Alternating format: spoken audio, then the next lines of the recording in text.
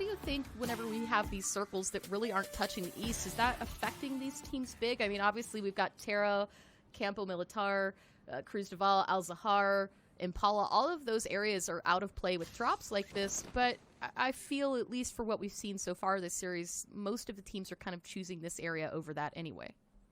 I mean, if we're talking specifically about drops, I don't really think any of these teams are going to change anything up. Like, nothing drastic is going to happen unless there's a situation that calls for it, and those situations are very rare. But, I mean, overall, it seems like, Clover, we've pretty much been down here in the southwest of Miramar every single map, which to me is a big indicator. Looks like we're going to stay there as well. Yeah. Losing fights, they're putting up these 0-point games, and I'm not quite sure if something has gotten in their head to change their performance, but this is day number 2. They didn't do extremely well last match. Really, teams that obviously choose the wrong side will have a very, very tough time.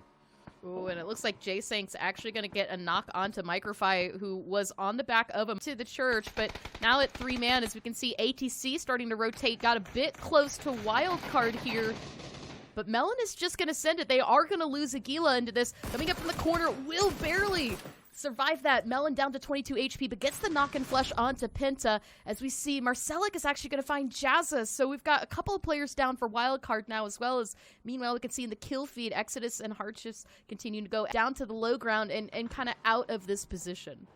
Yeah, that wasn't even necessarily like a risky or bad split from Wildcard. Just ATC came rolling in. From ATC right now is Sonics. Ooh, are going to get Maru as well. This is falling apart for ATC really quickly. Yeah, this is not looking great. In fact, they're also taking shots at Wildcard, and this is what I love from Sonics. They will fight everybody. They probably, I would assume maybe that's like the same team split up because they saw maybe 3 of ATC or 2 of them. Oh no, what an unfortunate circumstance there for Profi. Accidentally walks in his own Molotov, but there we go. Mime, ooh, is going to find a knock onto Marcel. It gets Melon down very low. And Maru with throwables out of his own, trying to stay alive into all of this, but this hard push and pressure coming from Sonics is going to make this very difficult for ATC to recover, as we see Profi has managed to pop out a first. And I really got to say, man, Mime is such an impressive player. The way that he has grown, it's ridiculous. Profi actually finds 2 with the nade. It's going to be Melon and Marcelic who get knocked again. So ATC just barely recovered from the initial push, is back down once again to 1 player. And there we go. The hard push coming in now from Sonics as it runs right past him here into the smoke. Melon actually gets found out by Shrimsy. Bit of spray and paint. We see all of Sonics just walking right past him. They don't realize craziness. Right here. Oh no. Mime accidentally taking out his own player, but finding Maru and flushing him out as well. You can't stop goes out, him. But you can't stop him. He'll knock teammates. He doesn't care. That was a super confusing. Thinking about their next position. The shift is actually quite fortunate. It's left most of the west side out, so it's a pretty fair assessment, I think. And Comets is they're rotating in from the southwest. Oh, Tanaka. It's not a pro game if you don't run over at least one of your teammates. For Sonics, we've seen a lot of strength come in from Zenith. As a pre-fire out from Roth is going to be enough to take down Profi. He's going to lose a bit of his helmet in the process and having to take a quick break for the heals. But Kickstart and Mystery trying to hold the pressure, not allowing Sonics to overextend. But from distance, 303 is actually going intelligent with the way he looks at this game. And Sharpshot is going to go down as they make that point to Sonics. Shrimsy going to find it as Wildcard's still up top, but Zenith as well. This is a smorgasbord of teams right now at the east side of the circle. In the process, as we see Keenan take just quite a bit of damage from H-Win there, but is going to keep on running. His weapons are out right now. He's just focusing on putting as much distance between him. Go straight into the fight. But, you know, Zenith is starting to take shots from other teams as well, as we see Balefrost destroying Comets, or at least 2 members of Comets. Meta, there you go, continues. I think Oath and Liberate are still fighting off to the north outside of Monty, but it is H-Win until they can take out the Thorn behind their back, immediately turning their attention as we're going to see them pick that up. Roth actually finds Shrimsy. Mime is out as well, but Kickstart falls as well, so it's just 1 player still up for Sonics, and Roth has found them. It's H-Win. They go down. Yep. Oh. And look at this, 5 kills on Zenith, even though they've lost 2, still odd.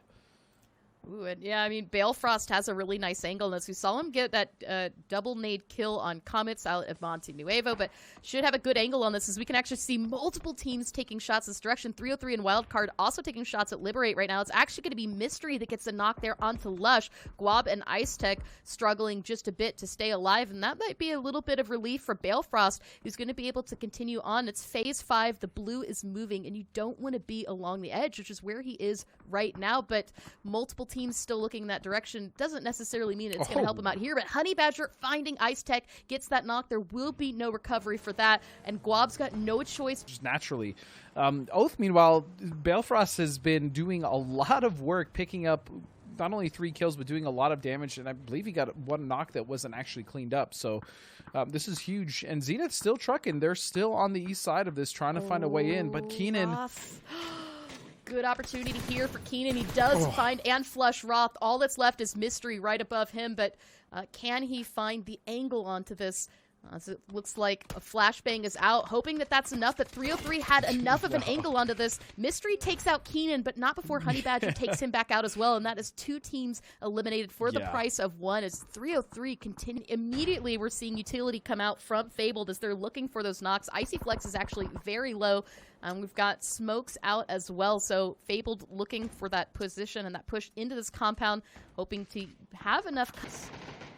It is going to be very tricky as well, especially with a retooled Fabled coming after them. I mean, the way that they've been engaging these fights and getting knocks and, you know, playing for trades is super impressive, man. It's ridiculous.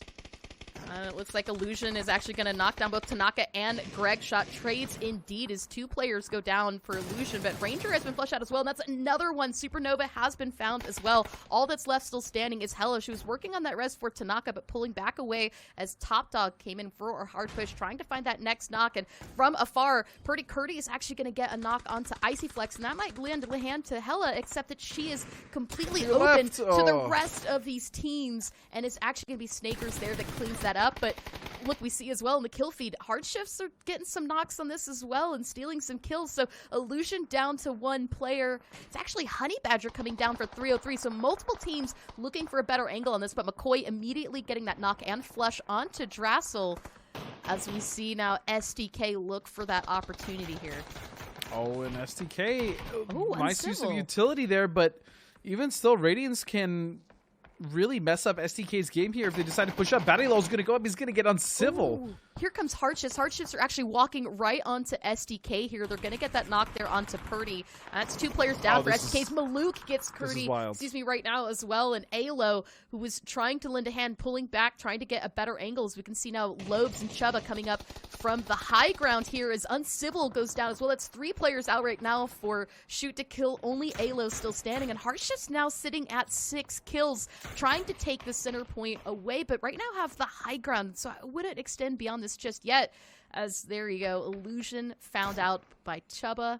That's 7 kills now for Hard Shifts. That was a really dangerous position and risky one, to be honest, that SDK found themselves in, because they were in between that compound in the middle of that road. There's not a lot of cover. They went to play aggressive, and I don't know if they lost track of where the other teams were, but they have to have heard Hard Shifts. And of 303, 3 players of Hard Shifts, 4 for Radiance, and maybe I spoke too soon. Los is actually going to get knocked by Taylor J. Is good help there, as he's going to actually knock Waldo as well, but it didn't matter. McCoy gets that here, and meanwhile, this hard push coming in from 303. Oath waiting for it. Voxic actually gets knocked, but it's from Chuba. It is Hard Shifts that get this here, and immediately Rila goes down. D-Rich picks that up.